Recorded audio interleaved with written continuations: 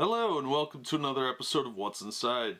Today we are looking at some official Terminator 2 Judgment Day movie cards.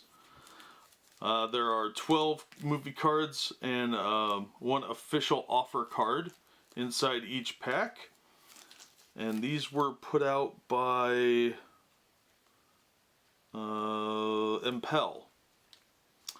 Of course, Terminator 2 was a huge hit movie in the early 90s. So it was the first movie to have the morphing effect where somebody transforms into something else without doing like stop motion or things like that. It was all computer generated. And it was a big deal. You look back at it now and it looks like it's come a long way. But it was the first real movie to do that, and it was a huge success.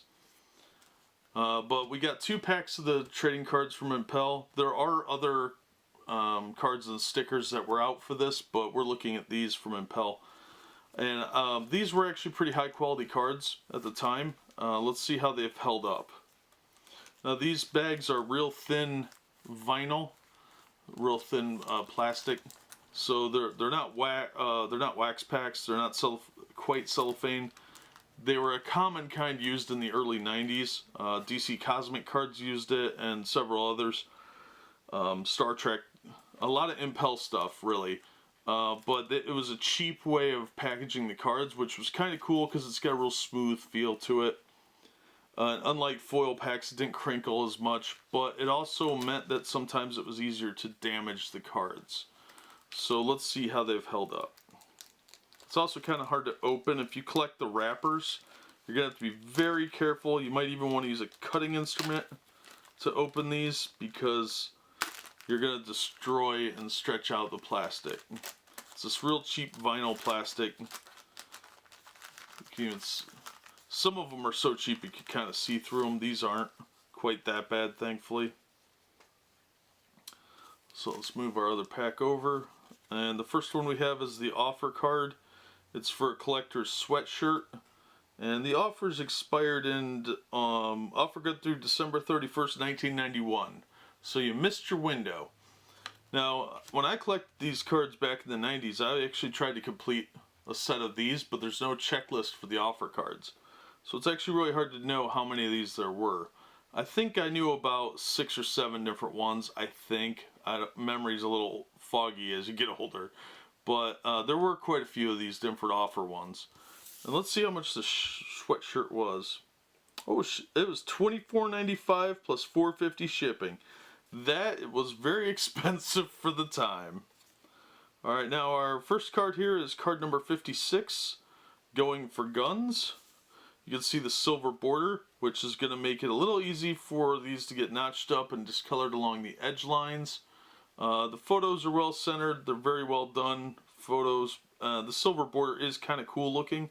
And the back of the card with the movie factoids and story information is laid out really well, very clean, easy to read, nice white lettering on gray.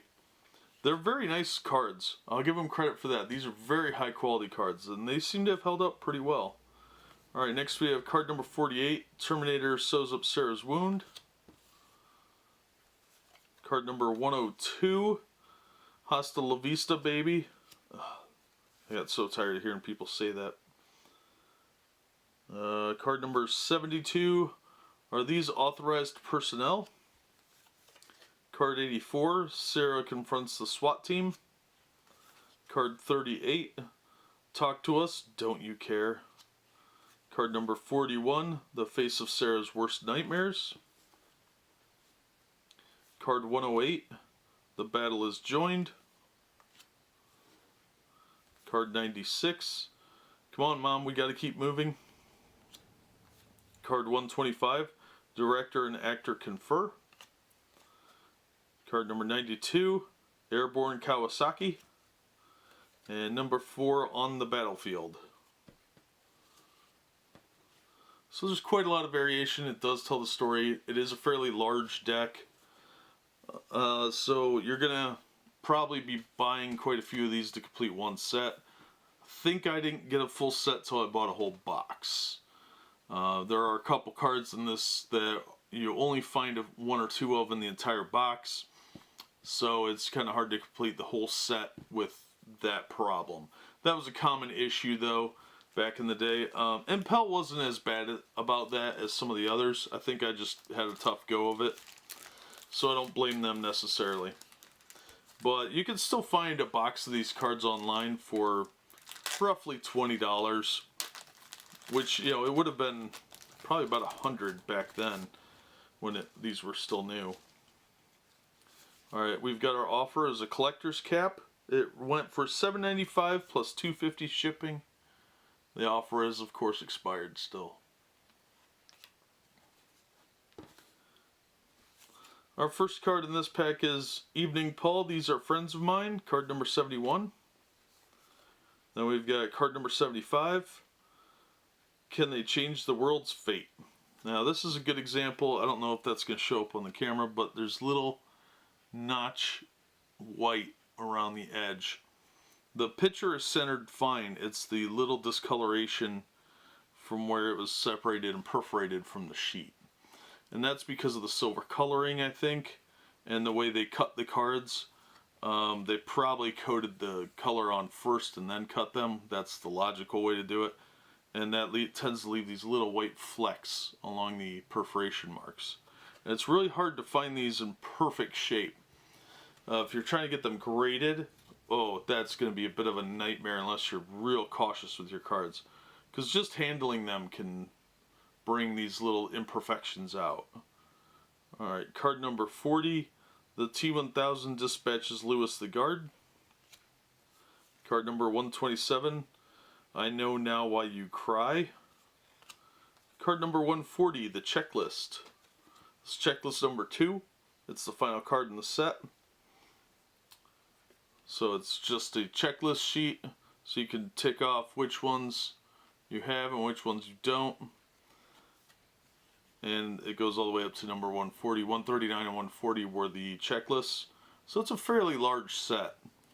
And like I said, you'll probably need numerous packs to get these because there's only 12 cards in each one. But these are very high quality cards and they seem to have held up really well. Next we have card number 120. The grenade explodes inside the T-1000. Card 107. Steel fingers aim the M79. Card 76. Will the destruction of Cyberdyne save the world? Card 79. Filming the siege of Cyberdyne.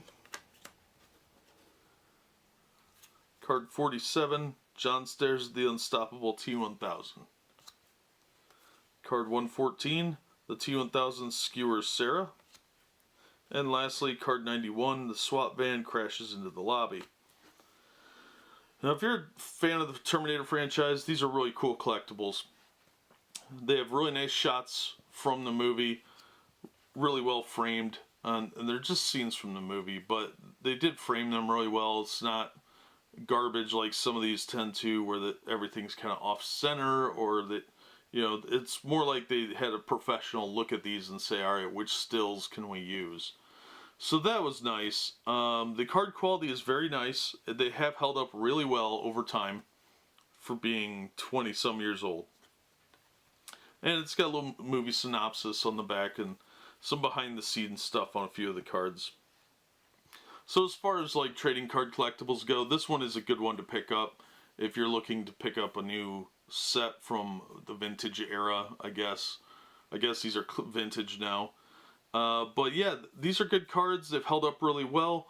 I'm impressed with that. Impel was a pretty good company. The only thing you have to worry about is the little flaking around the edges from too much handling. You'll want to put these in a plastic box or, you know, protective sleeves or something, or the sheets, whatever you need to do to protect them. But we'll look at the stickers in another episode, but in the meantime, that's the official Terminator 2 Judgment Day movie cards. You get 12 movie cards and an offer card. The offer cards are kind of hard to come by. Most people threw them away. They didn't collect them. So getting a complete set of that might be difficult, especially because nobody really made a checklist for how many of those there were. I'm sure somebody online probably has it, but I've never bothered to look. I haven't seen these cards in a long time, and I happened to come across a couple packs really cheap. But yeah, that's what's inside. As always, give my opinion on what I see, and that's about all I can do. I like these cards. I think they're really good quality. Unlike a lot of cards from that time, these were not just crappy cardboard. These were higher end, and they were really nicely done, and they put some real effort into it. So I recommend these for a collectible, especially if you're a Terminator fan or just sci-fi or just a trading card buff. But that'll do it for this episode. As always, thank you so much for watching and supporting the channel, and we hope to see you on the next episode of What's Inside.